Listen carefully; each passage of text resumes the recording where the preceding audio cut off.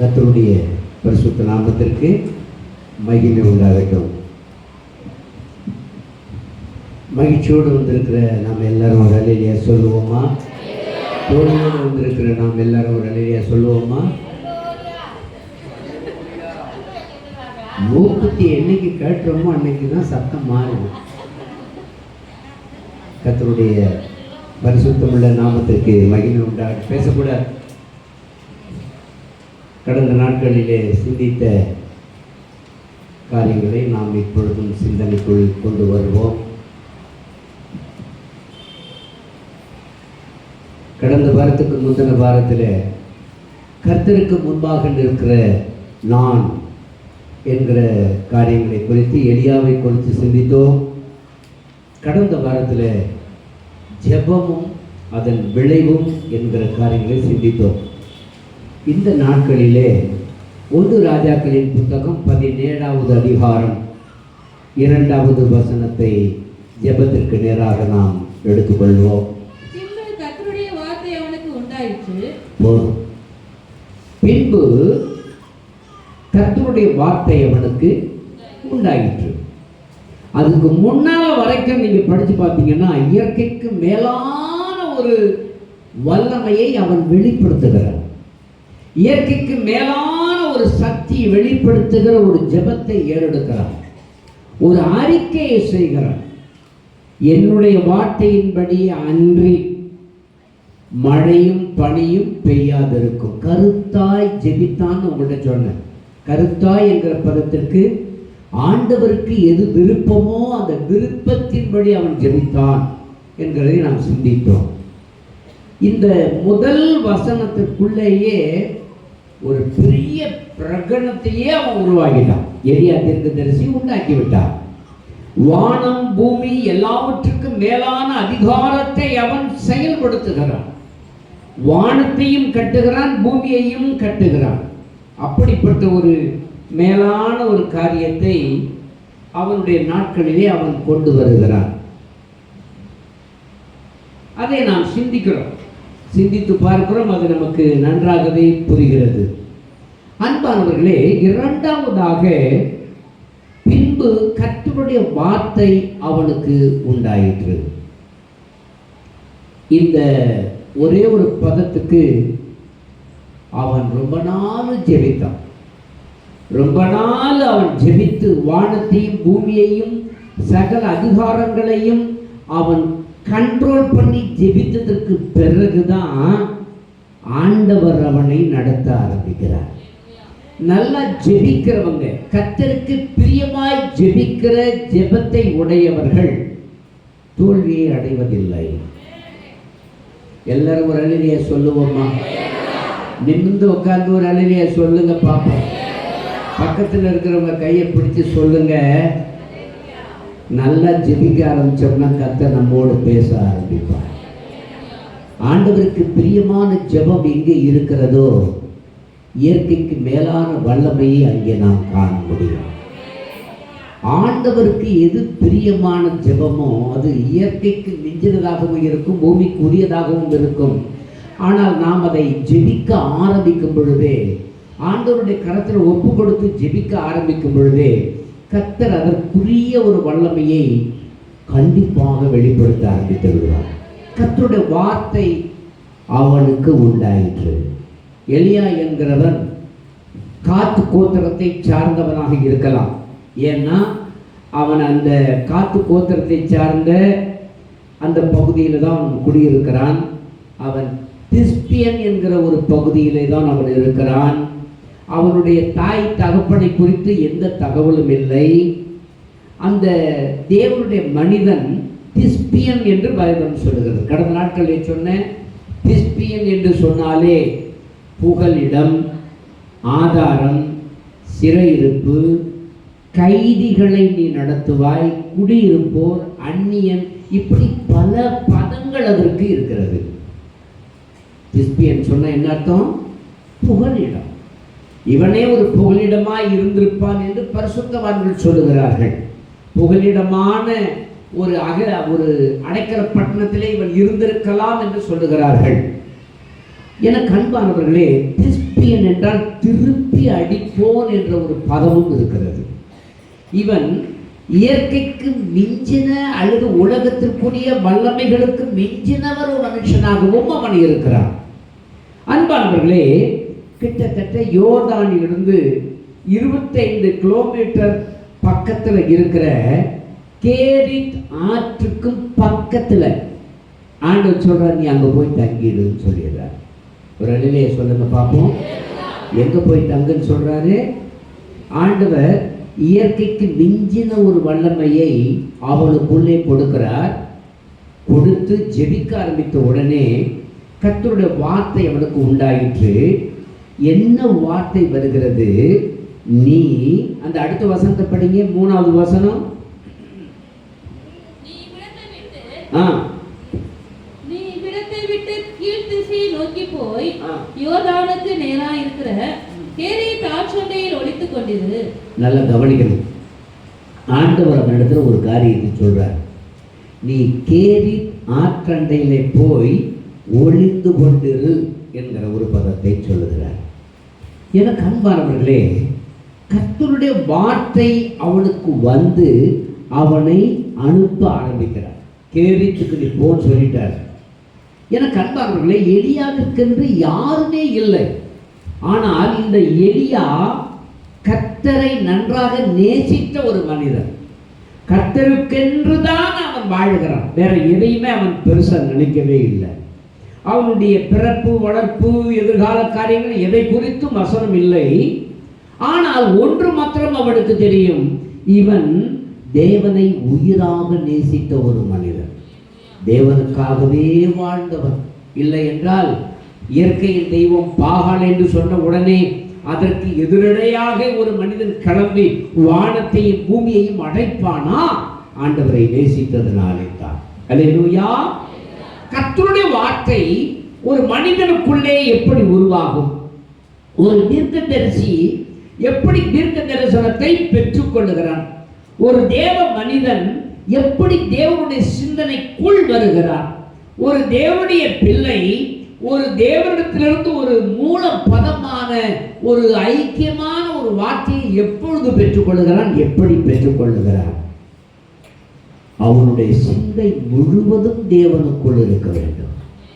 உங்களுடைய சிந்தை முழுவதும் தேவனோடு ஒன்றர கலந்திருக்க வேண்டும். அது மாத்திரமல்ல, அந்த அந்த மனதிற்குள்ளே தேவனுடைய வசனங்கள் அனைத்தையும் உயிராய் படிக்கணும், தியானிக்கணும். அந்த உயிராய் தியானிக்கும் பொழுதுதான் அந்த வசனம் நம்முடைய வாழ்க்கையின் உணவாக ஒரு ரெகுலரா காலையிலேயோ மாலையிலேயோ மதியத்திலேயோ வேதத்தை ஆராய்ந்தார். எனக்கெல்லாம் வேதத்தை ஆராய ஆரம்பிச்சிட்டேன்னா, நான் உங்கள்கிட்ட சொன்னது போல் 4000 புத்தகத்துக்கு மேலே வச்சிருக்கிறேன். நிறைய கிட்டத்தட்ட 5000 6000 உள்ள வேதாகம புத்தகங்களை ஏகப்பட்ட வேதாகமத்தை வாங்கி வச்சிருக்கிறேன்.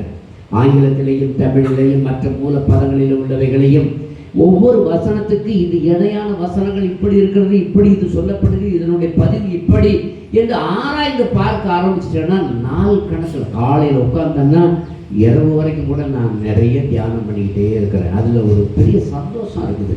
அது பெருமைக்காக சொல்லலை, வசனத்தை ஆராயும் பொழுது மனதில் ஒரு பெரிய சந்தோஷம் வரும். மனிதர்களை காட்டிலும் மேலான அன்பு அங்கு வரும்.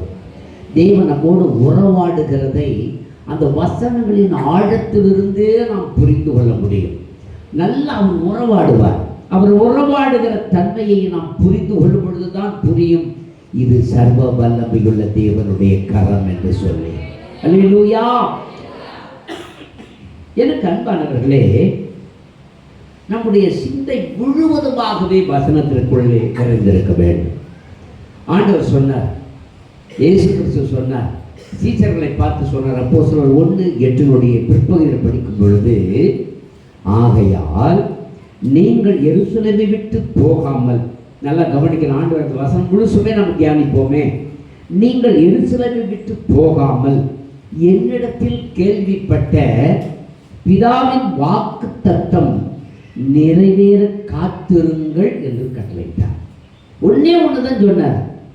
நான் உங்களுக்கு சொன்னேன், நான் போயிடுவேன், மூன்றாவது நபராக இருக்கிற பரிசுத்த ஆவியானவருடைய காலம் வரப்போகிறது.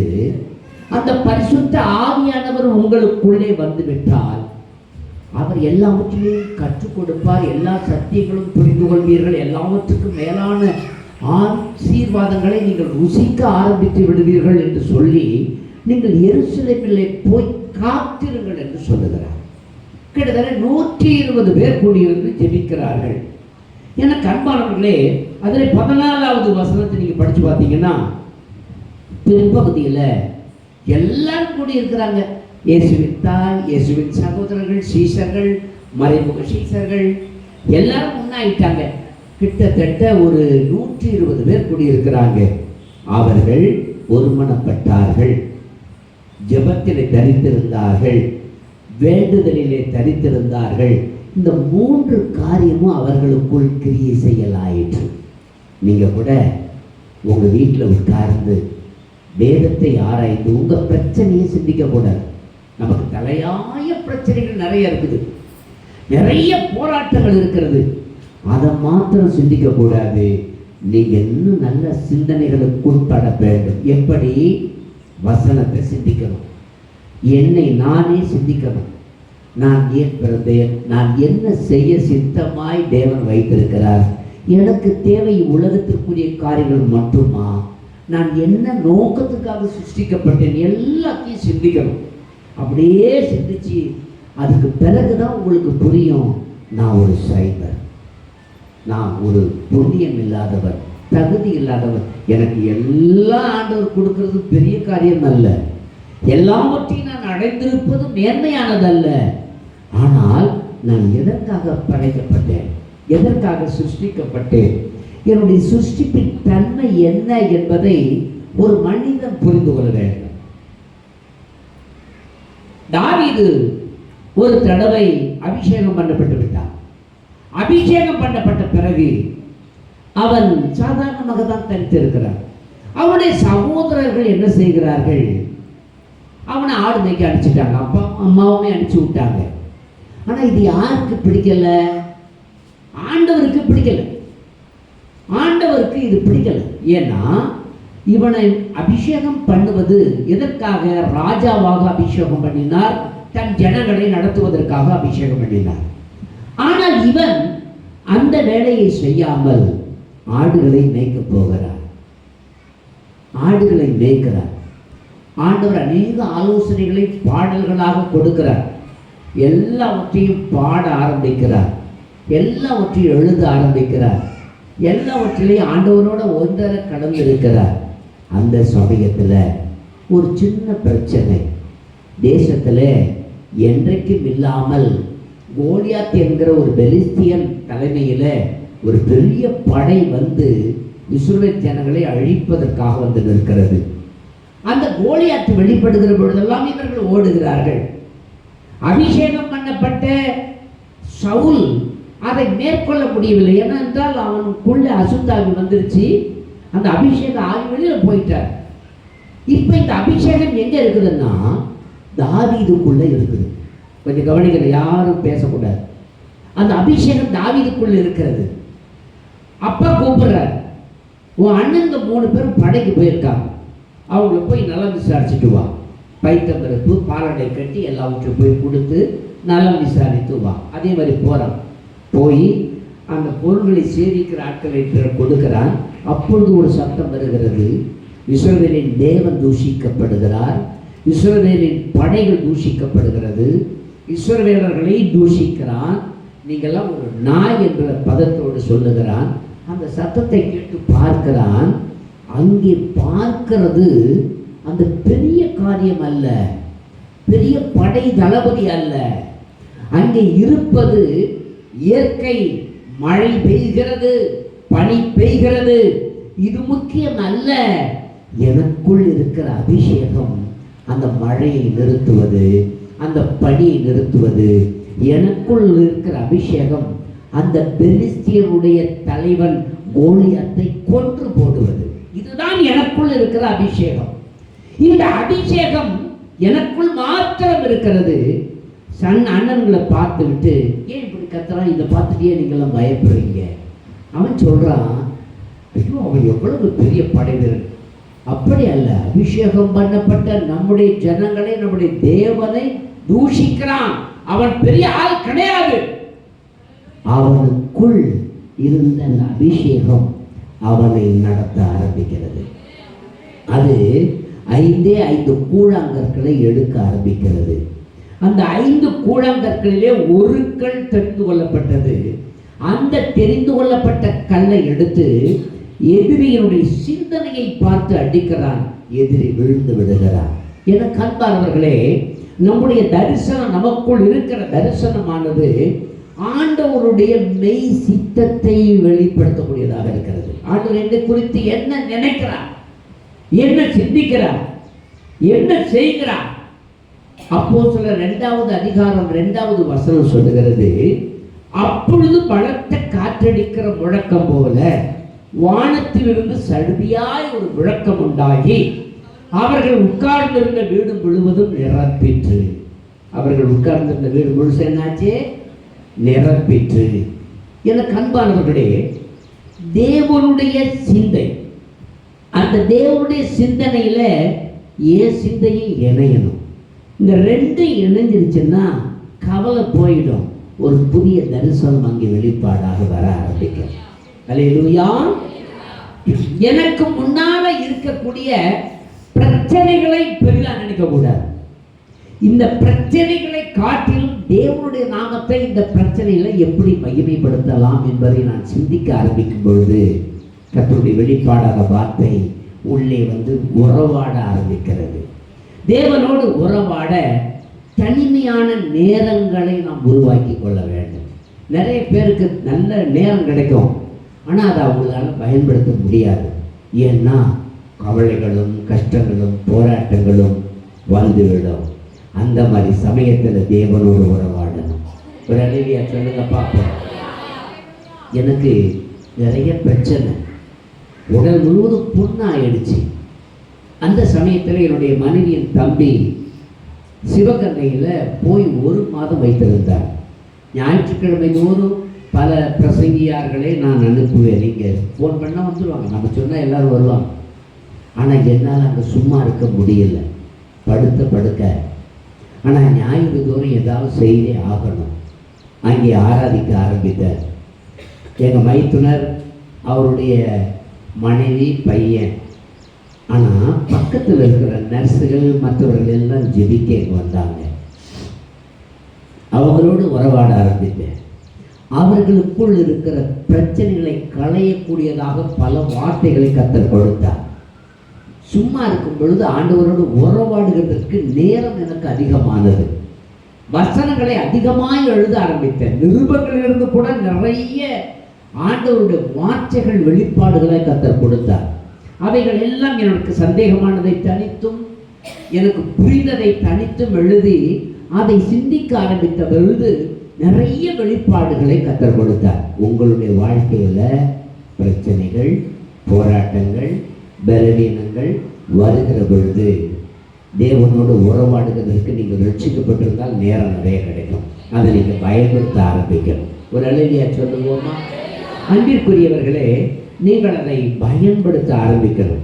நம்முடைய ஆத்துமாவும் தேவனுடைய ஆத்துமாவும் ஒன்றர கலக்கணும். பரிசுத்த ஆவியானவரோடு நாம் இணக்கமாக கடந்து போகணும். வசனங்களை தியானிக்கும் பொழுது அந்த வசனங்களின் ஊடாக கர்த்தர் சில வெளிப்பாடுகள் உங்களுக்கு கொடுக்க ஆரம்பிக்கும் பொழுது அதையெல்லாம் ஹிம்சா எடுத்து வச்சுக்கிட்டு அதை சிந்திக்க சிந்திக்க இன்னும் அநேக காரியங்களை கர்த்தர் கற்றுக் கொடுப்பார். அல்லேலூயா, அல்லேலூயா. நீங்கள் வசனத்தை நீங்கள் கவனிச்சிங்கன்னா அதில் வெளிப்பாடுகள் நிறைய இருக்குது. அப்போஸ்தலர் 4வது அதிகாரம் 4வது வசனம் சொல்லுது, வசனத்தை கேட்டவர்களில் அநேகர் விசுவாசித்தார்கள். வசனம் தெளிவாய் பிரசங்கிக்கப்படும் பொழுது, அந்த வசனத்தை படிங்க, 4:4. வசனத்தை கேட்டவர்களில் அநேகர் விசுவாசித்தார்கள். அவர்கள் தொகை, வசனத்தை கேட்டவர்களில் அநேகர் விசுவாசித்தார்கள். 12:24 படிங்க. தேவ வசனம் வளர்ந்து பெருகிற்று. 13:49 படிக்கும் பொழுது கர்த்தருடைய வசனம் அத்தேசம் எங்கும் பிரசித்தியாயிற்று. அப்ப யாரு தான் வெளிப்படணும்? நாம வெளிப்படக்கூடாது. கர்த்தருடைய வசனத்தை அங்க கொண்டு வரணும், வசனத்தை பிரசித்தப்படுத்தணும். கர்த்தருடைய வார்த்தை இப்படிப்பட்டது. கர்த்தருடைய வார்த்தை என்பது யார்? இயேசு கிறிஸ்து. அப்ப இயேசு கிறிஸ்துவை குறித்து நாம் மேன்மைப்படுத்த அவர் அவைகளிலிருந்து வெளிப்பாடுகளை கொடுத்து கொண்டே இருப்பார். ஒரு அல்லேலூயா சொல்லுங்க பாப்போம். அல்லேலூயா. அதே 13:48 வசனத்தினுடைய கடைசி பகுதி சொல்லுது பாருங்க, அதுதான் ரொம்ப முக்கியம். படிங்க பாப்போம். ஜீவனுக்கு நியமிக்கப்பட்டவர்கள் எவர்களோ அவர்கள் விசுவாசி. யார் விசுவாசிப்பா? யார் நித்திய ஜீவனுக்கு நியமிக்கப்பட்டவர்களோ அவர்கள் வசனத்தை விசுவாசிப்பார்கள். சொல்லுங்க பாப்போம். அப்போஸ்தலர் 13வது அதிகாரம் 2வது வசனம் சொல்லுது, அவர்கள் கர்த்தருக்கு ஆராதனை செய்து உபவாசித்துக் கொண்டிருந்த பொழுது, அவர்கள் கர்த்தருக்கு ஆராதனை செய்து உபவாசித்துக் கொண்டிருக்கும் பொழுது, நீங்கள் உபவாசித்து கர்த்தரை ஆராதிக்கிற பொழுது அல்லது ஆராதிக்கிற பொழுது உபவாசித்துக் கொண்டே இருக்கும் பொழுது வெளிப்பாடுகள் வரும். என்ன வெளிப்பாடு? பர்னபாவையும் சவுலையும் நான் அழைத்த ஊழியத்திற்காக அவர்களை பிரித்து விடுங்கள் என்று பரிசுத்த ஆவியானவர் திருமுலம் பற்றினார். ஒண்ணுமே பண்ணாம உன் தலையில கையை வச்சு கர்த்தர் இப்படி சொல்றாருன்னா அவன் பைத்தியம் முடிக்கணும். நீ அதை வாங்குறன்னா உன்னோட முட்டாள் யாரும் இருக்க முடியாது. தீர்க்க தரிசனம் எல்லாம் தீர்க்க தரிசனம் அல்ல, எல்லாமே வெளிப்பாடுகளும் அல்ல. தேவனோடு உபவாசித்து ஆராதித்து அவரோடு நெருக்கமாக இருக்கும் பொழுது கர்த்தர் வெளிப்பாடுகளை கொடுக்கிறார் பாருங்க, அதுதான் தீர்க்க தரிசனம். ஒரு அல்லேலூயா சொல்லுங்க பாப்போம். ஹல்லேலூயா. ஒரு சமயம் இயேசு பண்ணை என்று சொல்லப்படுகிற இடத்துல வருஷந்தோறும் நாங்கள் 3 நாள் உபவாசம், பொங்கல் பண்டிகைக்கு நாங்கள் போவது வழக்கம். எசேக்கியா பிரான்சிஸ் என்கிற ஒரு தேவனுடைய மனிதன் அங்கே நல்லா இருக்கிறது. காலையில் 6 மணிக்கு வசனத்தை பிடிச்சாருன்னா இரவு 7-8 மணி ஆகும். அவ்வளோ நேரம் வசனத்தை பிரசங்கித்து கொண்டே இருப்பார். நல்ல ஆராதிப்பார். இடைப்பட்ட நேரங்களில் 1 மணி நேரம் 2 மணி நேரம் ஆராதிப்பார். வசனங்களை தியானம் பண்ணுவார். ரொம்ப பிரயோஜனமாக இருக்கும். முதல் நாள், 2வது நாள், 3வது நாள், கடைசி நாள் அன்னைக்கு 2 வருஷம் ஆகுது நான் உபவாசம் போட்டு. இரவு மட்டும் சாப்பிடுவோம், மீதி பகல் முழுவதும் உபவாசம்தான். சில காரியங்களுக்காக ஆண்டவரோடு உபவாசித்து வசனத்தை ஆராய்ந்து கொண்டே இருந்தேன். அந்த 2வது வருஷம் நிறைவு அன்னைக்கு தான் வருகிறது. அன்றைக்கு மாலை 6 மணி இருக்கும். அவர் செய்து கொடுத்து கொண்டிருக்கிறார். செய்து கொடுக்கும் பொழுது சொல்கிறார், என்னுடைய மகனே, ஊழியக்காரனே, இன்றோடு 2 வருடம் ஆகிறது நீ என்னோடு போராடி கொண்டிருக்கிறாய். உன்னுடைய போராட்டத்தை விட்டு தள்ளு. உன்னோடு நான் பேச விரும்புகிறேன். நீ எனக்கு ஒப்புவித்தால் உன்னை நான் நட்சத்திரமாக பயன்படுத்துவேன். உன்னோடு கூட இருந்து நான் செய்கிற காரியம் பயங்கரமாக இருக்கும். நீ இன்னென்ன காரியங்களில் தோல்வி அடைந்ததனாலே என்னோடு சண்டையிட்டு கொண்டு இருக்கிறார். 2 வருடம் ஆகிறது உபவாசத்தோடு நீ என்னோடு சண்டை போடுறேன்னு. அன்னைக்கு தான் 2 வருஷம் ஆகுது. என்னோடு வந்த ஊழியர்களாலும் சொல்கிறாங்க, உன்னோடு தான் ஆண்டவர் பேசுகிறாருன்றாங்க. இதுதான் வெளிப்பாடு. இதுதான் தேவன் கொடுக்கிற தீர்க்க தரிசனங்கள். சும்மா கண்ணை மூடி தலையில் வச்சதெல்லாம் நான் உன்னை அப்படி செய்ய போகிறேன், இப்படி செய்ய போகிறேன், கப்பல் வாங்கி வரப்போகிறேன், அதெல்லாம் இதெல்லாம் முட்டாள்தனமானது. அதெல்லாம் கேட்கக்கூடாது. ஊழியக்காரங்கன்னா எல்லார்கிட்டையும் போய் தலையில் கையை வச்சு ஜெபிக்கவும் கூடாது. வசனத்திலேயும் சத்தியத்திலேயும் ஆவியானவரோடு இணக்கமாக இருக்கிறவர்களுடைய அவர்களுடைய அபிஷேகம் உங்களை ஆசீர்வதிக்கும். உலக பிரகாரமாய் வாழுகிறவன் உங்கள் தலையில் கையவே வைக்கக்கூடாது. அல்லேலூயா. அன்பானவர்களே, அப்ப பரிசுத்த ஆவியானவர் எங்கே கிரியை செய்வார்? ஆராதனை செய்து உபவாசிக்கிற பொழுது வெளிப்பாடுகளை கற்றுக் கொடுப்பார். எனக்கு அன்பானவர்களே, இந்த அருமையான தேவனுடைய மனிதன் எலியாவுடைய வாழ்க்கையிலையும் அதுதான் நடக்கிறது. அல்லேலூயா. நீ இவ்விடம் விட்டு இரண்டாவது காரியமாக வெளிப்பாடுகள், கர்த்தருடைய வார்த்தைகள் இவ்விதமாகத்தான் வெளிப்படுகிறது. இரண்டாவது, கர்த்தருடைய வார்த்தை உண்டானதற்கு பிறகு அடுத்த வசனம் சொல்லுது பாருங்க, மூணாவது வசனம். நீ இவ்விடத்தை விட்டு கீழ் திசையை நோக்கி போய் யோர்தானுக்கு நேராயிருக்கிற கேரீத் ஆற்றண்டையில் ஒளித்துக் கொண்டிரு. ஆமென். ஒரு அல்லேலூயா சொல்லுங்க பாப்போம்.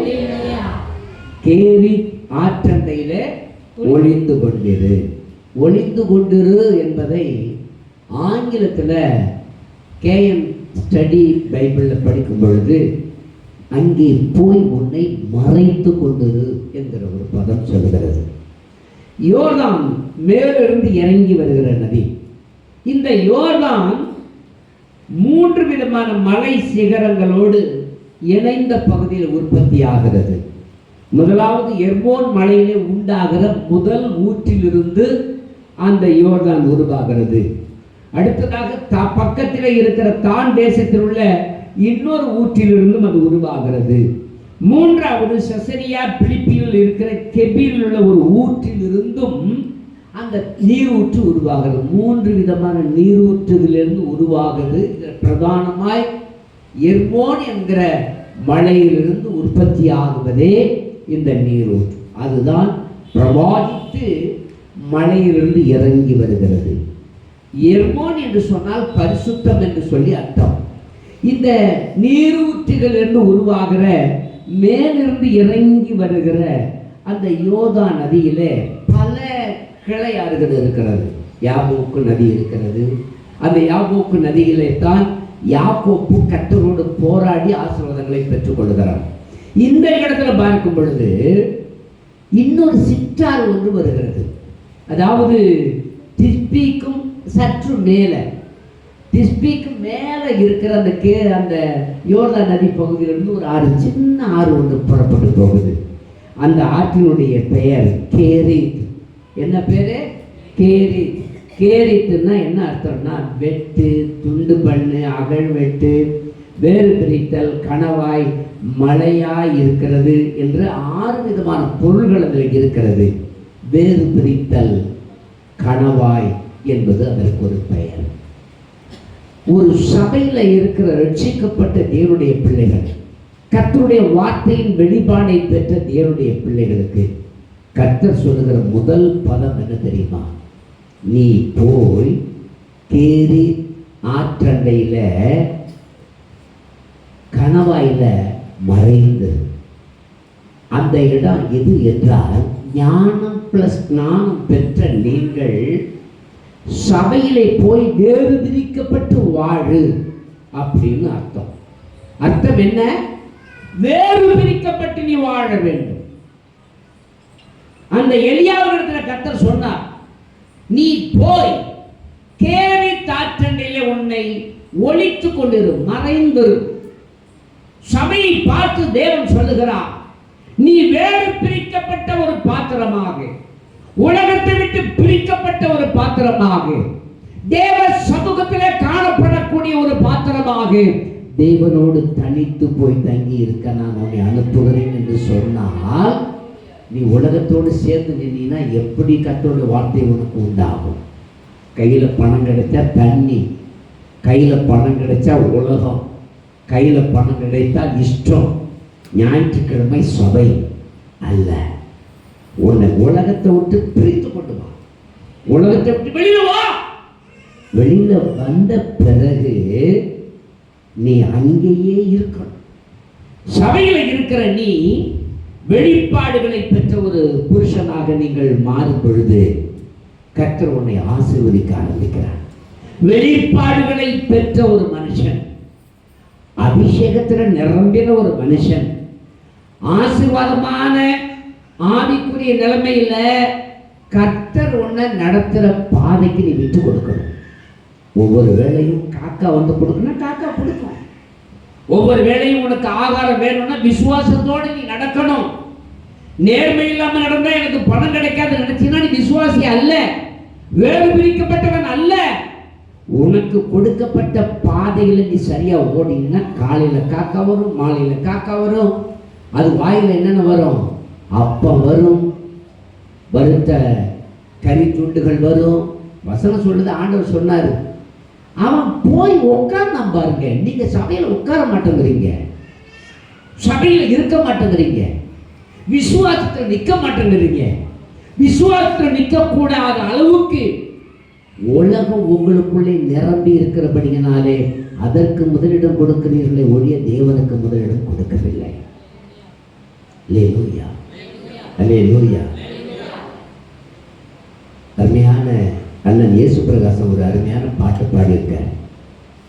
இயேசுவே என் இதயத்து ராஜா. ரொம்ப அருமையான பாடல்.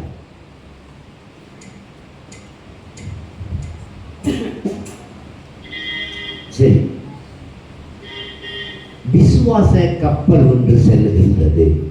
புயல் வந்த போதும் தென்றல் வீசும் பொழுதும் அசைந்தாடி செல்கின்றது. அக்கறை நோக்கி அசைந்தாடி செல்கின்றது.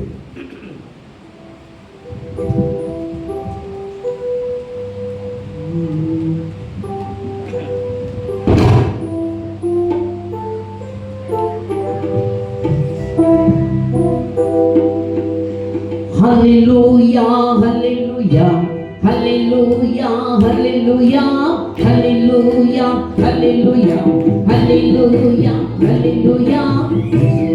விசுவாச கப்பல் ஒன்று செல்கின்றது. புயல் வந்த போதும் தென்றல் வீசும் போதும் அசைந்தாடி செல்கின்றது. அக்கறை நோக்கி அசைந்தாடி செல்கின்றது.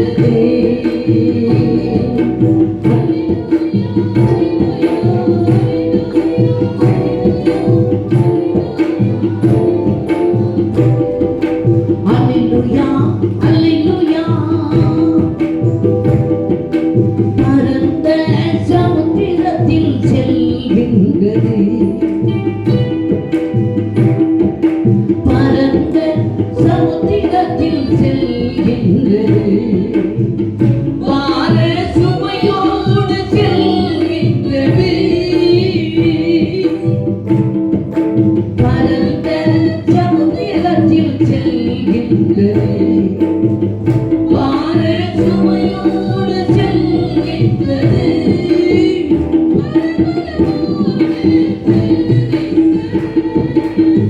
பரபரப்போடு செல்கின்றது. பரமன் வாழும் பரம் நோக்கியே, பரமன் வாழும் பரம் நோக்கியே. Hallelujah, hallelujah, hallelujah, hallelujah, hallelujah, hallelujah, hallelujah, hallelujah. விசுவாச கப்பல் புயல் வந்த போதும் தென்றல் வீசும் போதும் அசைந்தாடி செல்கின்றது. எலியாவிடத்தில் ஆண்டவர் சொன்னார், நீ போய் கேரித் ஆற்றண்டையிலே மறைந்திரு. ஒரு விசுவாசியை பார்த்து ஆண்டவர் சொல்லுகிறது, நீ போய் சபையிலே உன்னை வெளிப்படுத்தாமல், உன் மாமிசத்தை வெளிப்படுத்தாமல், உன் சுயத்தை வெளிப்படுத்தாமல், உன் வல்லமையை வெளிப்படுத்தாமல், உனக்குரிய எவைகளையும் வெளிப்படுத்தாமல் மறைந்திரு. அங்கே என்ன வார்த்தைகள் கொடுக்கப்படுகிறதோ அது தேவனுடைய வார்த்தை என்று விசுவாசித்து நீ அதை பெற்றுக்கொண்டு தரித்து. ஒரு அழிலியா சொல்லுங்க பார்ப்போம். நீங்கள் உங்களை வெளிப்படுத்தக்கூடியவர்களாக சபையில் இருக்கக்கூடாது. அங்கே தேவனுடைய வசனம் வெளிப்பட வேண்டும். தேவ சபையில தேவ கிருபை இருக்கிறது, அதை சிந்தியுங்கள். தேவ சபையில தேவ அன்பு இருக்கிறது, அதை சிந்தியுங்கள். தேவ சபையில தேவ சமத்துவத்தை தேவன் வைத்திருக்கிறார், அதை எடுத்துக்கொள்ளுங்கள். தேவ சபையிலே ஐக்கியம் உண்டாக உங்களை ஒப்புக்கொள்ளுங்கள். தேவ சபையிலே ஆசீர்வாதங்களை பெற்றுக்கொள்ள உங்களை அர்ப்பணியுங்கள். தேவ சபையில ஆண்டவருடைய வல்லமை வெளிப்பட உங்களை தாழ்த்துங்கள். எலியா அங்கே போய் காத்திருந்தார். காலையிலே காக்கா வந்துச்சு. ஒரு காக்கா சத்தமிட்டு கூப்பிட்டது.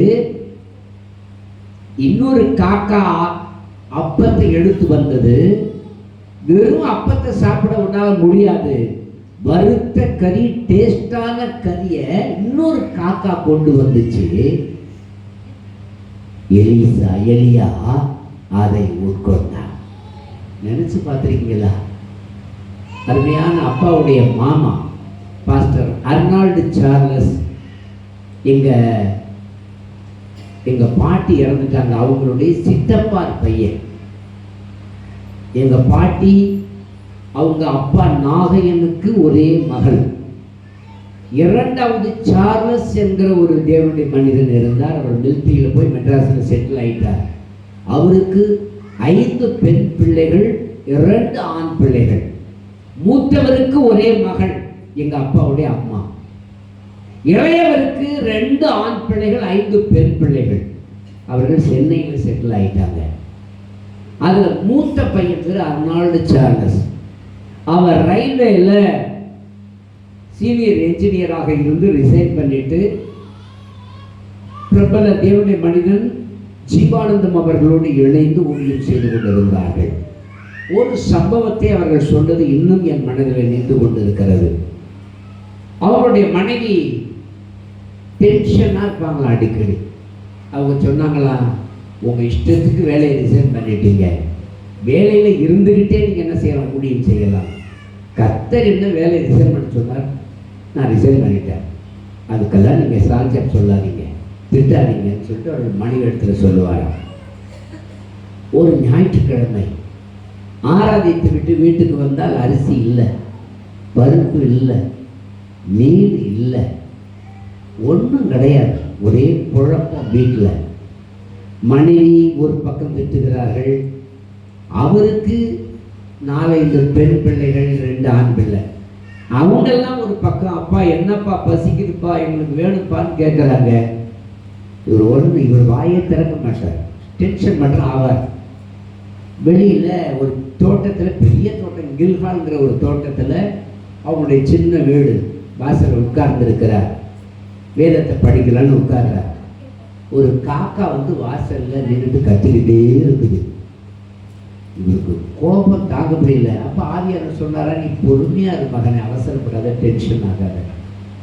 திரும்பவும் காக்கா வந்து அவர் சும்மா விடலை, பேசி கத்திக்கிட்டே இருக்குது. பக்கத்தில் சுற்றி சுற்றி வருது. கல் எடுத்து அடிக்கிறார்.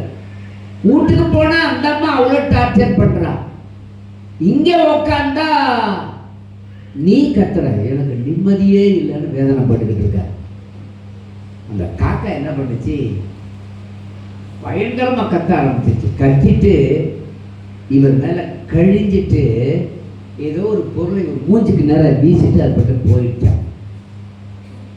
சனிய கையெல்லாம் கழிஞ்சிட்டேன்னு சொல்லிட்டு கையை கழுவிட்டு வரலாம், கழுவிட்டு நல்லா கல் எடுத்து அடிக்கலான்னு கல் எடுத்துட்டு வர்றார். அது எதுவுமே என் மூஞ்சிக்கு நேராக இது ஒரு பேப்பர் மாதிரி ஒன்று போட்டுது. அது என்னதான் பார்ப்போம்னு சொல்லிட்டு தேடி பார்த்தா ஒரு 5 ரூபா நோட்டை ஏகப்பட்ட மடிப்பு மடித்து அது வாயில் கம்பி இருந்திருக்கு. அதுதான் மூஞ்சில் தூக்கி போட்டிருக்கு. அந்த 5 ரூபா நோட்டு அப்போல்லாம் பார்த்தீங்கன்னா கிட்டத்தட்ட 1000-2000 ரூபாய்க்கு மதிப்பான். 1967, 65 இந்த மாதிரி சமயத்தில் சொல்கிறார். இடுக்கிட்டு போயிட்டான். சே, காக்கா வழியா எலியாவை போஷித்தது எனக்கு தெரியும். அதே காக்கா எனக்கு இந்த 5 ரூபா கொடுக்கறதுக்காக வீட்டில் பட்ட பாடு நான் தாங்க முடியாம வெளியில வந்து வசனத்தை படிச்சுட்டு இருக்கிறேன். இங்க வந்து என்ன டார்ச்சர் பண்ணி கொடுத்தது இப்பதான் நான் பார்க்கிறேன்னு அப்படியே மண்டி போட்டு ஆண்டவருக்கு நேராக அழுதாராம். அல்லேலூயா. அரிசியை வாங்கிட்டு வந்தாரு, மீனை வாங்கிட்டு வந்தாரு, எல்லா பொருள்களும் சாப்பிட்றதுக்கு தேவையான பொருள்களும் வாங்கிட்டு வந்தாரு. மிச்சம் ஒரு 2000 ரூபாய் அவர் கையில் வச்சிருந்தாரு. எல்லாத்தையும் அவர் மனைவிட்ட சபையில் ஞாயிற்றுக்கிழமை சாட்சியாக சொன்னாராம். ஒரு அழிலையா சொல்லுங்க பார்ப்போம். தேவனால் கூடுமா கூடாதா? காக்கா எளியாவுக்கு மட்டும்தான் கொடுக்குமா? எனக்கும் கொடுக்கும், உங்களுக்கும் கொடுக்கும். என்னோடு உடன் ஊழியராக இருந்த ராயல் ஜோசப், அந்த சம்பவத்தை நான் அடிக்கடி சொல்லியிருப்பேன் உங்கள்கிட்ட. பழைய வியாபாரம் பண்ணுறாரு, எல்லாமே நஷ்டம், எந்த வியாபாரமும் அவருக்கு நிற்கலை. அவர் உடனடியாக என்ன பண்ணுறாரு, சென்னைக்கு போகலான்னு ஒரு பிளானிங் பண்ணுறார். அப்படி சென்னைக்கு போயிட்டு அங்கேயே ஏதாவது பிஸ்னஸ் பண்ணலான்னு போயிட்டு வரும் பொழுது பண்ருட்டியில் பார்த்தா ஏகப்பட்ட பலாப்பழம் சீப் ரேட்டுக்கு கிடைக்குது. ஒரு லாரியை கொண்டு வந்து இறக்கிட்டார். லாரியை கொண்டு வந்து இறக்குன உடனே பழத்தை நறுக்கி எல்லாரும் சாப்பிட்றாங்க. வீட்டில் ஒரு பழத்தை சாப்பிட்றாங்க. எங்களுக்கும் ஒரு பழத்தை எடுத்து வந்து கொடுத்து சபையில் சாப்பிடுங்கன்னு சொல்கிறாங்க. நாங்களும் சாப்பிட்டோம். மீதி விற்கலான்னு வந்தால் இவரை விட 2 லாரி 3 லாரியே ஏகப்பட்ட பேர் குடிச்சிட்டான். பலாப்பழம் சிரிச்சு போச்சு, விற்பனை ஆகலை. அவருடைய வாழ்க்கையில் எல்லாமே நஷ்டமாக போச்சு, ஏகப்பட்ட காசு. மெட்ராஸ் போய் பிஸ்னஸ் பண்ணணும்னு நினச்சவர் பலாப்பழத்தை பார்த்துட்டு வாங்கிட்டு வந்தீங்க நஷ்டம். வீட்டில் வந்து சொல்கிறாரு, என்ன வீட்டுக்கு வந்தவங்க ரொம்ப வருத்தப்படுறாரு. அப்போ அவரிடத்துல நான் சொன்னேன், இன்றைக்கி நான் ஊழியத்துக்கு போகிறேன், நீங்கள் இப்படியே சோர்ந்து போயிடாதீங்க, என்னோடு சேர்ந்து வாங்க போகலான்னு அவர்கிட்ட சொல்கிறேன். சரி நான் வரேன் அப்படின்னு சொல்லிட்டு ஊழியத்துக்கு வர்றார். சொக்கலிங்க டாக்டர் ஹாஸ்பிட்டலுக்கு முன்ன வரைக்கும் வந்துட்டோம். வந்த உடனே அவர்கிட்ட ஒரு வார்த்தையை கேட்டேன், வீட்டில் சமைச்சிங்களா? தலையை குளிச்சுட்டே சொன்னார், இல்லைன்னார். ஏன்? எல்லா காசும் அதில் போட்டேன், எல்லாம் நஷ்டமாக போச்சு, என்ன பண்ணுறது எனக்கு ஒன்றும் புரியல அப்படின்னார். அப்படியா? என்னங்க எப்போ இருந்து சாப்பிடல? காலையிலேருந்து வீட்டில் யாரும் சாப்பிடல. சின்ன சின்ன பிள்ளைகள் 2 பிள்ளைகள், அந்த 2 பிள்ளைகளுக்கு நீங்கள் கல்யாணம் ஆகி அவங்க பிள்ளை குட்டியோட நிற்கிறது. சரி கர்த்தர் தருவார், வாங்க ஊழியத்துக்கு போ. அப்போ எனக்கு ஒரு புல்லட் ஒன்று இருந்துச்சு, 1963 வருஷத்து மாடல் புல்லட். அதுக்கு பெட்ரோல் போடுறதுக்கு காசு இல்லை. அப்போ பஸ்ஸில் போயிடலான்னு நினச்சிட்டு நானும் அவரும் பஸ்ஸுக்கு வர்றதுக்காக மகாதான தெரு வழியாக வர்றோம். நான் இப்போ சொன்னேன், ஒன்றும் பிரச்சனை இல்லை, நான் காசு தரேன், வீட்டில் போய் அரிசி வாங்கி கொடுத்துருவாங்க, சமைச்சு சாப்பிட்டு வரட்டும், பாவம் பட்னியை போட்டுட்டு இருக்கீங்களேன்னு. கர்த்தர் பார்த்து பாரு வாங்க ஐயா அப்படின்னார். சொல்லிகிட்டே இருக்கும் பொழுது பயங்கரமான ஒரு காற்று ஒன்று வீசணும். காற்று வந்து வீசின உடனே அந்த காற்றுல இருந்து ஒரு பேப்பர் வந்து அந்த சகோதரனுடைய முகத்தில் வந்து ஓங்கி அடிச்சது.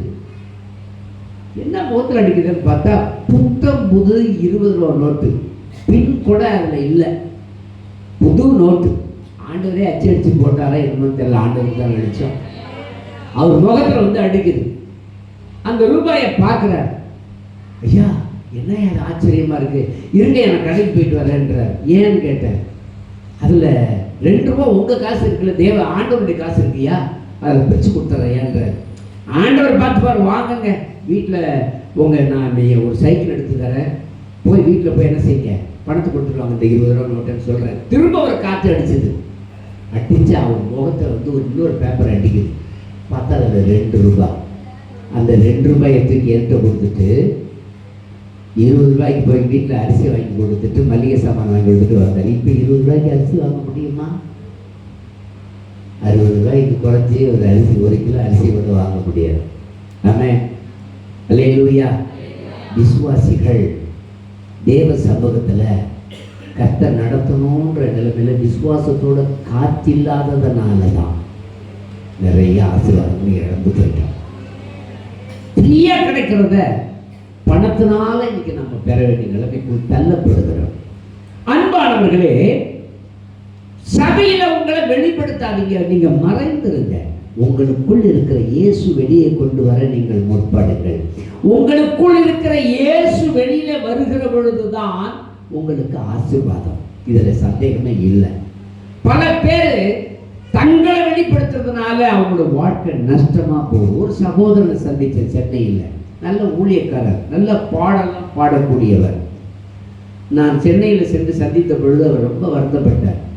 ஒரே ஒரு காரியத்தை சொன்னார், ஐயா ஊழியத்துக்கு வந்த பிறகு நிம்மதியே இல்லை. ஏன் சொல்றீங்கன்னு, விசுவாசம் விசுவாசம் போட்டு ஆண்டவர் கொள்றாருன்னு நான் சொன்னேன். அந்த விசுவாசம் தான் என் வாழ்க்கையில் இன்னை வரைக்கும் நஷ்டமே ஆகாமல் இருக்குது. ஒரு அழகியா சொல்லுங்க பார்ப்போம். எனக்கு உரியதை போய் அடுத்தவன் பெறதுக்கு ஆண்டவர் அனுமதிக்கவே மாட்டார். ஒரு ராஜதூத்து பைக்கை எங்கள் அப்பாவுக்கு வாங்கி கொடுத்துட்டு போனேன், 5100 ரூபாய்க்கு. அதை வாங்கி கொடுத்து நான் சவுதிக்கு போயிட்டேன். எங்கள் அப்பா சக்க அடியே அடித்து அந்த வண்டியும் ரொம்ப வண்டியாக போயிடுச்சு. நான் இந்தியாவுக்கு வந்த பொழுது அந்த வண்டியை பிரித்து வேலை செய்ய வேண்டிய கண்டிஷனில் நிற்கிது. அந்த வண்டியை கொடுத்தே ஆகணும், எனக்கு வேற வண்டி வந்தே ஆகணும். நான் என்ன ஜெபம் பண்ணுறேன், ஒரு புல்லட் ஒன்று வேணும். எங்கள் அத்தை பையன் மெட்ராஸில் இருந்து ஃபோன் பண்ணார். அவர் கன்ஸ்ட்ரக்ஷனில் ஒரு என்ஜினியராக இருந்தார். நான் போனேன், என்னன்னு கேட்டேன். எங்கள் ஓனருடைய வண்டி 1963 வருஷத்து மாடல் மிலிட்ரி புல்லட், சிகப்பு கலர் வண்டினா வண்டி அப்படி இருக்கு, என்ஜின்லாம். அதை கொடுக்க போகிறார். எங்கள் அத்தை பையனுக்கு, எங்கள் மாமா பையனுக்கு ஒரு வண்டி வேணும், அவர் கேட்குறாரு, அவர் வர சொல்கிறேன் அப்படின்னு சொல்லிட்டு நான் சொன்னேன். அந்த வண்டியை பாருங்கன்னார். என் கையில் இருக்கிறது அந்த ராஜதூத் வண்டியை கொடுத்துட்டு நான் 5100 ரூபாய்க்கு வாங்கி கொடுத்து போனால் அதே 5100 ரூபாய் தான் என் கையில் இருக்கு. அவரை போய் பார்க்குறேன், அவங்க ஓனரை பார்த்து பேசுகிறேன். வாங்க சார் இருந்தார், உட்காருங்க இருந்தார். என் வண்டி உங்களுக்கு வேணுமா இருந்தார். ஆமாம். நீங்கள் என்ன செய்ய போகிறீங்கன்னா, புது வண்டி புக் பண்ணிட்டு வந்துருப்போம். சரி, உங்கள் வண்டியை கொடுங்க. அவர் சொன்னார், என் வண்டி கொடுக்குறது பிரச்சனை இல்லை, பணத்தை நீங்கள் கொடுத்தீங்கன்னா அந்த பணத்தை வச்சு தான் நான் வண்டியை அடுத்த வண்டியை எடுக்கிறதுக்கு அந்த பணமே எனக்கு தேவையாது. எவ்வளோ ரூபாங்க வண்டின்னு? அவர் சொன்னார் 8000 ரூபான்னார். 8000 ரூபாயா? நான் யோசித்தேன், என்ன யோசிக்கிறீங்கன்னார். நான் சொன்னேன், என்கிட்ட 5100 ரூபா தான் இருக்குது. எங்கள் அப்பா மூளை ரத்த குழாய் வெடிச்சு போய் இப்போ தான் சுகமாகி வீட்டில் அவரோட படுக்கையில் இப்போவும் கொஞ்சம் ரெஸ்ட்டில் தான் இருக்கிறாங்க. எனக்கு வண்டி வேணும், வண்டி இல்லை. அவங்கள்ட்ட வச்சுருந்த வண்டியை கொடுத்துட்டு தான் இப்போ நான் 5100 ரூபா தான் என்கிட்ட இருக்குது. என்ன சார் இப்படி சொல்கிறீங்க? 8000 ரூபாய்க்கு இல்லாமல் அந்த வண்டி, அதுவும் நீங்கள் ஊழியக்காரங்கிறதுனால தான் உங்கள்கிட்ட சொல்கிறேன். சாரி, கொடுக்க முடியாதுன்ட்ட. நான் உடனே மயிலாடுதுறைக்கு புறப்பட்டு வந்துட்டு சபையில் சொல்லி ஜெபிக்க சொன்னேன். எனக்கு அந்த வண்டி பிடிச்சிருக்கு, எனக்கு அந்த வண்டி வேணும், எனக்கு அந்த வண்டி ஆண்டவர் கொடுக்கணும், ஜெபம் பண்ணுங்க. என்ன ஜெபம் பண்ணிக்கிட்டு இருக்கேன். நம்ம வீட்டுக்கு எதிர் வீட்டில் ஓம் சக்தின்னு ஒரு கோயில் வச்சு வழிபட்டுக்கிட்டு இருக்காங்க. அவங்களோட வீட்டில் தான் லேண்ட் இருக்குது. அங்கேருந்து ஃபோன் ஒன்று மெட்ராஸ்லேருந்து வந்திருக்கு, பேசுங்க வாங்கன்னாங்க. நான் போய் அட்டன் பண்ணுறேன். அப்போ எங்கள் அத்தை பையன் தான் பேசினார். மாமா, ஒரு காரியம்னார். என்னென்ன? நீங்கள் என்ன சொல்லிட்டு வந்தீங்க எங்கள் ஓனர்கிட்ட? ஒன்றும் சொல்லுங்களே, ஆண்டவருடைய வேலைக்கு வேணும், ஆண்டவர் இவ்வளோ தான் எனக்கு கொடுத்துருக்காருன்னு சொன்னேன், உங்களை உடனே புறப்பட்டு வர சொல்கிறாருன்னார். உடனே இதை 5100 ரூபாயில் 100 ரூபாய், அப்போல்லாம் 70 ரூபாயோ 60 ரூபாயோ தான் மெட்ராஸுக்கு டிக்கெட். ட்ரெயினில் போனால் இன்னும் குறையும், 30 ரூபா தான். அன்ரிசர்வ்டில் போனேன். இங்கேருந்து போயிட்டு மாதவரம் பால்பட்ட பக்கத்தில் அவருடைய வீடு, அவரை போய் சந்திக்க போகிறேன். சார் வாங்க சார் அப்படின்னார். என்னென்ன?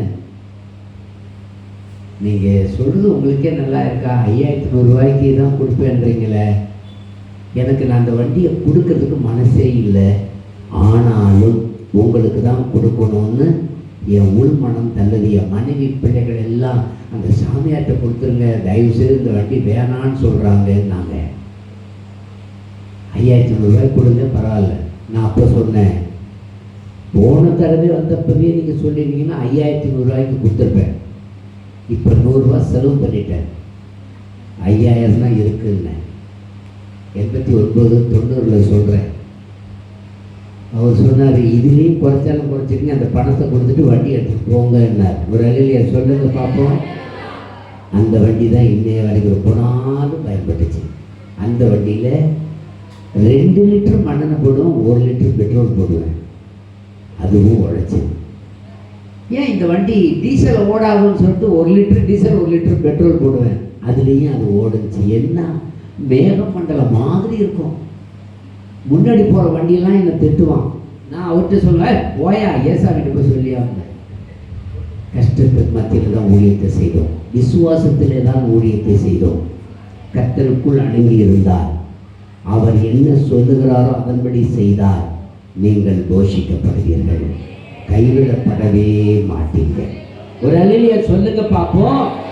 அல்லேலூயா.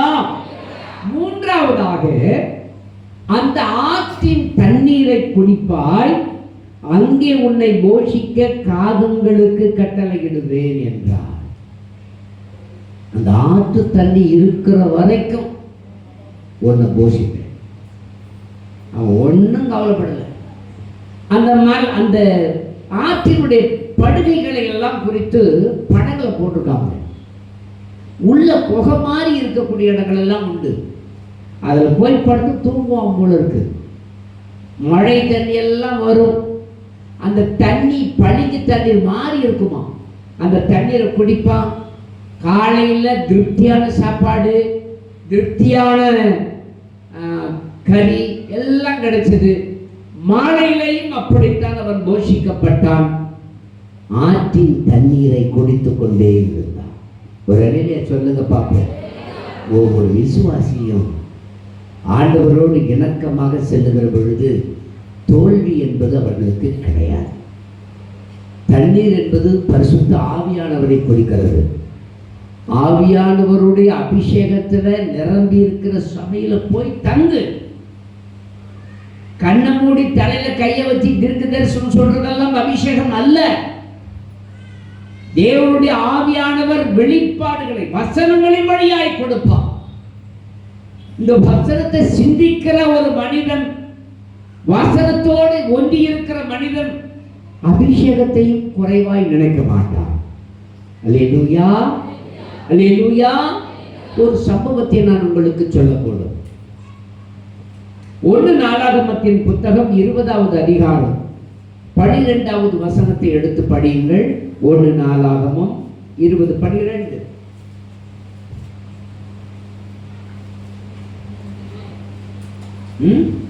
2 நாளாகமம். எங்கள் தேவனே, எங்கள் தேவனே, அவர்களை நீர் நியாயம் தீர்க்க மாட்டீரோ? யார் கேட்கிறா? ராஜாதி ராஜா யோசபாத்து கேட்கிறான். எங்கள் ராஜாவே, எங்கள் தேவனே. எனக்கு அன்பானவர்களே, என்ன அழகான வார்த்தை. படிங்க. எங்களுக்கு விரோதமாக வந்த இந்த ஏராளமான கூட்டத்திற்கு முன்பாக நிற்க, எங்களுக்கு விரோதமாய் வந்த இந்த ஏராளமான கூட்டத்திற்கு விரோதமாக நிற்க எங்களுக்கு பலனில்லை, நிற்க எங்களுக்கு பலனில்லை. நாங்கள் என்ன செய்ய வேண்டியது என்னதென்று, நாங்கள் செய்ய வேண்டியது என்னதென்று எங்களுக்கு தெரியவில்லை, எங்களுக்கு தெரியவில்லை. ஆகையால் எங்கள் கண்கள் உண்மையே நோக்கி கொண்டிருக்கிறது என்று. ஒரு விசுவாசி, ஒரு ஊழியக்காரன் அல்லது தேவனால் தெரிந்து கொள்ளப்பட்ட பாத்திரங்கள் யாரதான் நோக்கி பார்க்கணும்? கர்த்தருடைய வசனம். நாங்கள் ரட்சிக்கப்பட்ட சபையில், சபை சின்ன சபை, ஆனால் நிரம்பி இருக்கும். பாஸ்டர் பிரசங்கத்தை அவ்வளவு அழகாக பண்ணுவாங்க. பிரசங்கம் பண்ணிட்டு அப்பப்போ போய் ரூம்ல எல்லாம் ரெஸ்டாரண்ட் கைத்துல ஒரு சின்ன ரூம் எடுத்து அந்த ரூம்ல போய் ஜெபம் பண்ணிட்டே வருவார். விசுவாசிகள் என்ன பண்ணுவாங்க? சமயம் கிடைக்கிற பொழுதெல்லாம் அந்த ரூம்ல போய் உட்காந்து கொஞ்ச நேரம் உட்காந்துட்டு அப்படியே வருவாங்க. எனக்கு, எங்க பாஸ்டருக்கு, எங்க அப்பாவுக்கெல்லாம் ரொம்ப நாள் சந்தேகம், என்னத்துக்கு இந்த விசுவாசிகளும் ரூம்ல போய் உட்காடுறாங்க, ஜெபம் பண்ணுறதுக்காக போகிறாங்கன்னு பார்த்தா, ஆமாம் அவங்க ஜெபம் பண்ணாங்க. என்னன்னா, அந்த அறையில் இயேசுபாதன் என்கிற ஒரு சகோதரர் இருந்தார். ஒரு அருமையான படம், இயேசுவின் பாடுகளை குறித்த ஒரு படத்தை ஒட்டி இருந்தார். வர்ற விசுவாசி எல்லாம் அந்த இயேசுவின் பாடுகளுக்கு நிற்கிற அந்த படத்திற்கு போய் அழுது ஜெபம் பண்ணிட்டு வருவாங்க. அவங்களுடைய எண்ணங்கள் எல்லாம் என்னன்னு நான் விசாரித்த பிறகுதான் தெரிஞ்சிச்சு, நம்ம ஐயாவே அங்கே போய் தானே ஜெபிச்சுட்டு வர்றாரு. அப்புறமா தான் நம்ம பாஸ்ட் வெளியே இருந்தவங்க சொன்னார், நான் அந்த படங்களுக்கு போய் ஜெபிக்கிறது இல்லை, மாறாக தனிமையாக இருக்கிறதுனால இந்த போய் ஜெபிக்கிறேன். நீங்கள் தவறான காரியங்களை புரிந்து கொண்டு நாங்கள் அந்த படத்துக்கு முன்னாடி வழிபடுகிறேன்னு எங்களை வந்து ஜெபிக்கிறீங்க, அந்த படத்தை போய் கிழிச்சிட்டு வாங்கடான்னாரு. ஒரு அழிலையை சொல்லுங்க பார்ப்போம். அப்போ உருவங்களையோ அல்லது சூழ்நிலைகளையோ பார்த்து அதில் ஒன்றரை கலப்பதல்ல, தேவனோடு நெருக்கமாக இருக்கக்கூடிய அனுபவத்தை நீங்கள் பெற்றுக்கொள்ள வேண்டும். நீங்கள் எந்த இடத்துல முழங்கால் படியிடுகிறீர்களோ அந்த இடத்துல ஆவியானவர் இருக்கிறார், அந்த இடத்துல தேவன் இருக்கிறார், உங்களோடு பேச அவர் ஆயத்தமாக இருக்கிறார். நீங்க தான் பல சமயத்துல பேசுறதே இல்லை, அல்லேலூயா, தெளிவாக பேசுறது இல்லை. எலியா தெளிவா பேசணும். ஆண்டவரே, எனக்கு இன்னைக்கு தேவை மழை பெய்யக்கூடாது, ஆண்டவரே எனக்கு இன்னைக்கு தேவை பனி பெய்யக்கூடாது, இது ரெண்டும் பெய்யாதிருக்கும்படி நான் வேண்டுகிறேன்னு கண்ணீரோடு கழுதறி அழுது செபித்தான். ஏன்னா அவருடைய நோக்கம் அது நிறுத்துவதற்காக அல்ல, அவைகளின் மேலே அதிகாரம் உடையவர் இந்த இயேசு ஒருவர் தான் என்பதை மெய்ப்பிப்பதற்காக. அப்ப எந்த பரிசுத்தவானா இருந்தாலும் தேவனுடைய நாமத்தை மகிமைப்படுத்துவதற்கு உங்களை நீங்கள் ஒப்பு கொடுக்கும் பொழுது கர்த்தர் உங்களை நடத்த ஆரம்பிக்கிறார். எத்தனை பேர் விசுவாசிக்கிறீங்க? கரங்களை தட்டி ஆண்டவருக்கு நன்றி சொல்லுங்க. அல்லேலூயா, அல்லேலூயா. இந்த யோசபாத் கண்ணீரோட ஜெபிக்கிறான். கண்ணீரோட ஜெபிச்சுட்டு ஒரு காரியத்தை செய்யலாம். சரி, அந்த 3 கூட்டத்தார், முதல் கூட்டம் என்ன கூட்டம்? மோவாப் புத்திரர். இரண்டாவது கூட்டம் எது? அம்மோன் புத்திரர். மூன்றாவது கூட்டம் எது? சேயீர் மலை தேசத்தவர்கள். 3 பேருமே கொடுமையானவர்கள். 3 பேருமே ஆண்களை கொண்டு விடுவார்கள், பிள்ளைகளை கொண்டு விடுவார்கள், பெண்களை மாத்திரம் களவாடி போவார்கள், சொத்துக்களை களவாடுவார்கள், எல்லாத்தையும் சுட்டரிப்பார்கள். இதுதான் அவங்களுடைய வழக்கம். அப்ப ஆண்டவர் சொன்னாரு, யோசபாத் பயப்படாத. தீர்க்கதரிசி வழியாய் சொல்லப்பட்ட சம்பவங்கள், ஆண்டவர் சொன்ன வார்த்தையின்படியே இந்த 2 பேரும் சேர்ந்தான். மோவாபியரும் அம்மோனியரும் அண்ணன் தம்பிகள், லோத்தினுடைய புத்திரர்கள். இந்த 2 பேரும் சேர்ந்தான். நாம 2 பேரும் நினைச்சாலே போதும். இந்த யோசபாத்துக்கிட்ட படை இல்லை. கத்தர் கத்தர் கத்தர் கத்தர்ன்னு சொல்லிட்டு ஓயாம கத்திக்கிட்டே கிடக்குறான். அவனை ஈஸியா அடிச்சிடலாம். ஏன் சேயின் மலை தேசத்துக்கு வந்து ஏன் சொந்தம் கொடுக்கணும்? அவனை கொல்லுடான்னு நினைச்சான். 2 பேரும் சேர்ந்து அவனை கொல்லுட்டான். ஒரு ஆள் கூட பாக்கி இல்லை. அண்ணங்கார மோவாபிய நினைச்சான் அவனை ஈஸியா ஜெயிச்சிடலாம். சேயின் மலை தேசத்தான கொல்லுட்டோம். ஏன் அம்மோனியனுக்கு நம்ம கொடுக்கணும்? அம்மோனியனை க்ளோஸ் பண்றான்னு சொல்லிட்டு அவன் பட்டயத்தை எடுத்து நின்றுட்டு இருந்தான். அதே மாதிரி அம்மோனியன் நினைச்சா 2 பேரும் வெட்டிட்டு ஒரு ஆள் கூட உயிரோடு இல்லை. எல்லாருமே சொத்து விழுந்தார்கள். இங்க யோசபாத்து கத்தி இல்லாம ரத்தம் சிந்தாம ஈஸியா ஜெயிச்சான். நம்மளை கோழைத்தனம் உலகம் நினைச்சாலும் பரவாயில்லை. நீங்க பொறுமையோடும் அன்போடும் இணக்கத்தோடும் சாந்தத்தோடும் ஆண்டவரை பின்பற்றினால் உங்களுக்கு வருகிற அணுகுண்டு போல வார்த்தைகளும், அணுகுண்டு போல பிரச்சனைகளும், அணுகுண்டு போல சூழ்நிலைகளையும் ஆண்டவர் எளிய வழிகளில் அடித்து போட்டுருவார். எத்தனை பேர் நம்புறீங்க? ஒரு அழுவியா சொல்லுங்க, அழுவியா சொல்லுங்க, அழுவியா சொல்லுங்க. பஸ் ஸ்டாண்ட் அங்கே கட்டிட்டா பஸ் எல்லாம் அங்கே போகுமா? நீங்களும் நானும் கண்ணீர் விட்டு கதறி அழுதால் அதே பஸ் ஸ்டாண்டை இங்கே கூட மாற்றுவார். முடியுமா? முடியாதா? அல்லேலூயா. நான் சொன்னேன்னு போய் சொல்லிடாதீங்க. ஆனால் நம்ம சொல்லுவோம், நாம் ஜெபிப்போம். முடியாதவைகளை ஜெயிக்கிற தேவன் நம்முடைய தேவன். வசனம் என்ன சொல்லுது? அந்த ஆற்றின் தண்ணீரை குடித்தான், அவனை போஷிக்க காகங்கள் வந்தன, அவன் போஷிக்கப்பட்டான், ஆற்றின் தண்ணீர் வற்றி போயிற்று. அடுத்த சப்ஜெக்ட் அடுத்த வாரம் பார்ப்போம். கர்த்தருடைய கருத்தில் ஒப்பு கொடுத்து நாம ஜெபிக்கலாம். கர்த்தர் அவனை நடத்தினார். கர்த்தருடைய வார்த்தை அவனுக்கு உண்டாயிற்று. இவ்விடம் விட்டு கீழ் திசையை நோக்கி யோர்தானுக்கு நேரே இருக்கிற கேரீத் ஆற்றண்டையிலே ஒளிந்து கொண்டது. அந்த ஆற்றின் தண்ணீரை குடிப்பாய், அங்கே உன்னை போஷிக்க காகங்களுக்கு கட்டளையிடுவேன். ஆண்டவருடைய கருத்தில் ஒப்பு கொடுப்போமா? ஹalleluya ஹalleluya. நன்றி ஆண்டவரே, நாங்கள் துதிக்கிறோம். ஹalleluya. நன்றி ஆண்டவரே, உமக்கு